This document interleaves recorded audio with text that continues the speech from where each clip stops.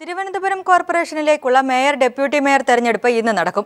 ഇടതുമുന്നണിയുടെ advocate VK. പ്രശാന്താണ് മേയറായി തെരഞ്ഞെടുക്കപ്പെടുക. അഡ്വക്കേറ്റ് ഗിരികുമാർ ബി.ജെ.പിയുടെ മേയർ സ്ഥാനാർത്ഥിയായി മത്സരിക്കും.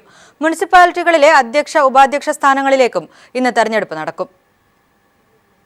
തലസ്ഥാനത്തിന്റെ നഗരപിതാവ് ഇന്ന് സ്ഥാനമേൽക്കും.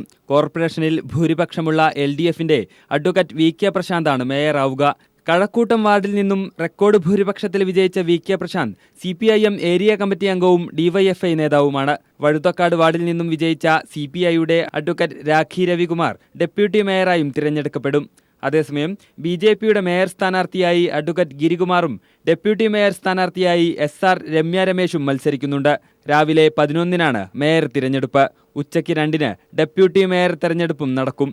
കോർപ്പറേഷനിൽ ആകെയുള്ള 8 സ്റ്റാൻഡിംഗ് കമ്മിറ്റികളിൽ 5 LDFനും 2 BJPക്കും 1 UDFനും ലഭിക്കാനാണ് സാധ്യത. മുനിസിപ്പാലിറ്റികളിലേക്കുള്ള ചെയർമാൻ, വൈസ് ചെയർമാൻ തെരഞ്ഞെടുപ്പും ഇന്ന് നടക്കും. ജില്ലയിലെ നെയ്യാറ്റിൻകര, നെടുമങ്ങാട്, ആറ്റിങ്ങൽ, വർക്കല എന്നീ 4 മുനിസിപ്പാലിറ്റികളിലും LDF ആണ് മുന്നിൽ. നെയ്യാറ്റിൻകരയിൽ സ്വതന്ത്ര അംഗത്തിന്റെ പിന്തുണയോടെ LDF ഭരണത്തിലേറും. മുനിസിപ്പൽ ചെയർമാൻ തെരഞ്ഞെടുപ്പ് 11-നും വൈസ് ചെയർമാൻ തെരഞ്ഞെടുപ്പ് ഉച്ചയ്ക്ക് 2-നുമാണ് നടക്കുക. ഗ്രാമ, ബ്ലോക്ക്, ജില്ലാ പഞ്ചായത്തുകളിലെ അധ്യക്ഷ തെരഞ്ഞെടുപ്പ് വ്യാഴാഴ്ച രാവിലെ 11-നും നടക്കും. LDFന്റെ വി.കെ. മധുവാണ് ജില്ലാ പഞ്ചായത്ത് അധ്യക്ഷനായി തെരഞ്ഞെടുക്കപ്പെടുക.